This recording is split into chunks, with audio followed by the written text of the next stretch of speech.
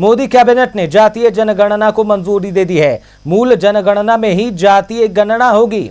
आइए ग्राफिक्स के माध्यम से आपको चीजें समझाते हैं। केंद्र सरकार का ये बड़ा फैसला है।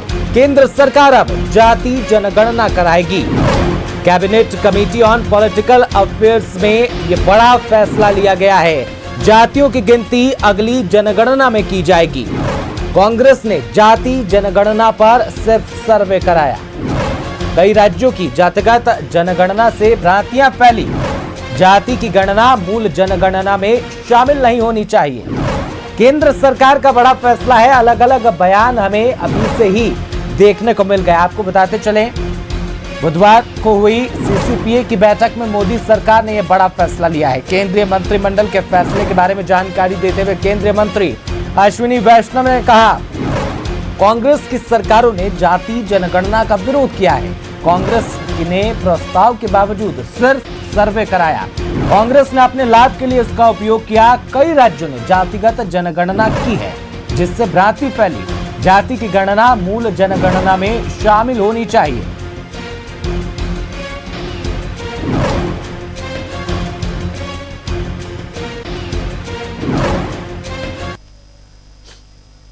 Governments have always opposed caste census.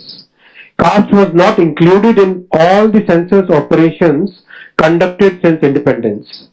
In 2010, then Prime Minister late Dr. Manmohan Singh ji had assured the Lok Sabha that the matter of caste census should be considered in the cabinet. A group of ministers was formed to consider this subject. Most of the political parties had recommended caste census. Despite this, Congress government decided to conduct only a survey of caste instead of a caste census. That survey is known as SECC. It is well understood that Congress and its Indie alliance partners have used caste census only as a political tool. As per Article 246 of the Constitution of India, the subject census is listed at 69 in the Union list in 7th schedule. According to Constitution of India, census is a union subject. Some states have conducted surveys. I am repeating the word surveys to enumerate castes. Some states have done this well, while some others have conducted such surveys purely from a political angle in a non-transparent way. Such surveys have created doubts in the society. Considering all these facts and to ensure that a social fabric is not disturbed by politics, caste enumeration should be transparently included. I am emphasizing the word transparently included in the census instead of surveys. This will strengthen the social and economic structure of our society while the nation continues to progress. Under the leadership of our Prime Minister Shri Narendra Modi ji, the Cabinet Committee of Political Affairs has decided today, that is 30th April 2025, that caste enumeration should be included in the forthcoming census.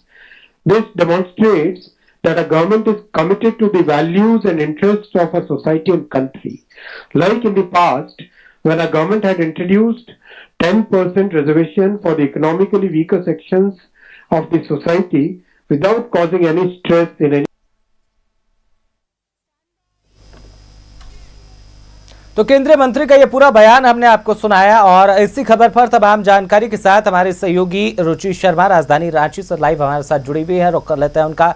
रुचि, ये एक बड़ा फैसला माना जा रहा है क्योंकि एक लंबे समय से बात करें तो जातिगत जनगणना की मांग हो रही थी, लेकिन सबसे खास बात यहां पर रुचि ये देखने को मिल रही है कि जैसे ही जातिगत जनगणना का फैसला, इस फैसले पर मुहर लगती है, वैसे ही जो राजनीतिक प्रतिक्रिया है वो भी सामने आने लगी। अगर बात करें तो विपक्ष की ओर से बात करें आरजेडी की ही, तो लालू यादव ने भी बयान दिया है कि जब हम जातिगत जनगणना की मांग करते थे तो हमें जातिवादी करार दिया जाता था और आज मोदी सरकार जातिगत जनगणना करा रही है। तो यहाँ पर विपक्ष की भी प्रतिक्रिया मिली जुली देखने को मिल रही है। कैसे इस फैसले को देखा जाए रुचि?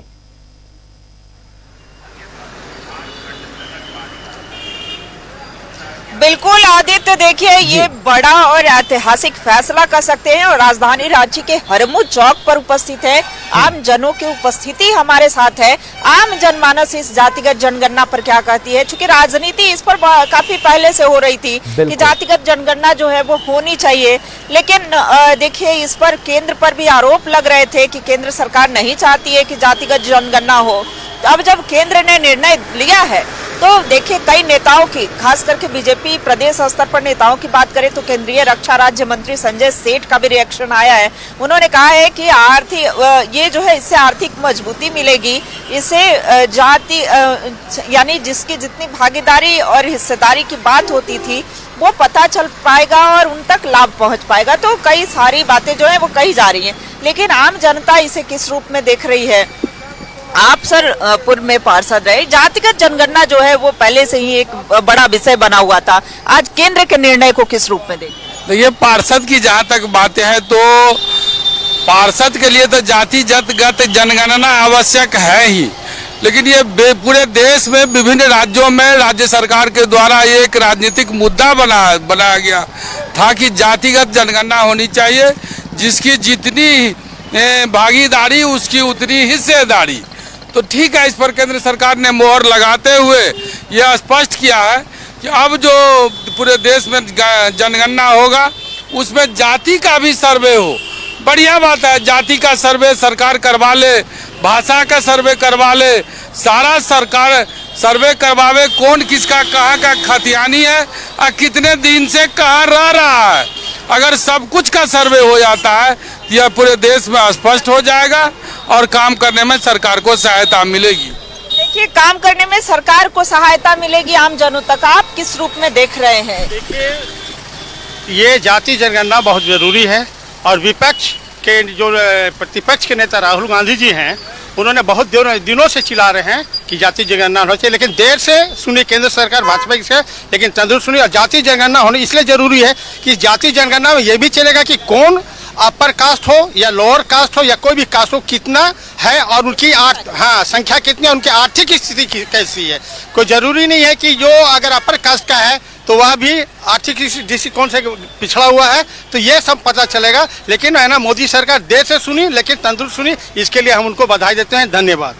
चलिए, तो ये कांग्रेस के सदस्य आम जनता तो है ही और देर से सुनी, लेकिन उन्होंने बातें सुनी और इसके लिए धन्यवाद भी दे रहे हैं।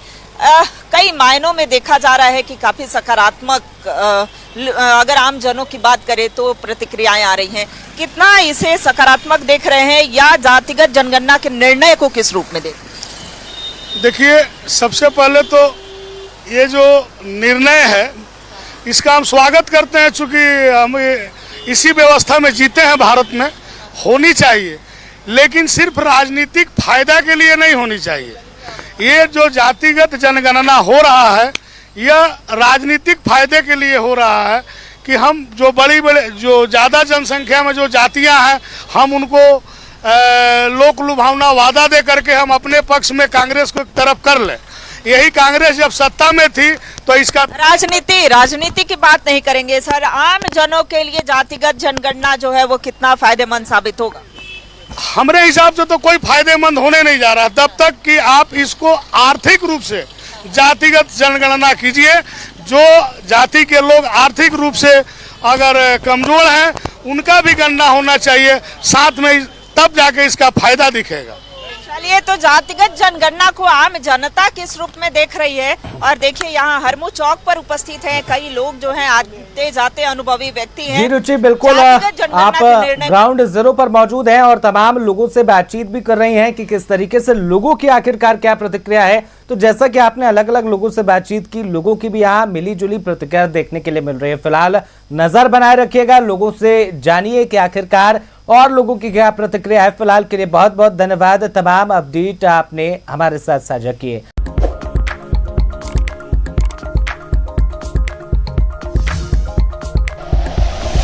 Like and share videos, subscribe करें हमारा चैनल और प्रेस करें बेल आइकॉन। न्यूज़ 11 भारत, सच है तो दिखेगा।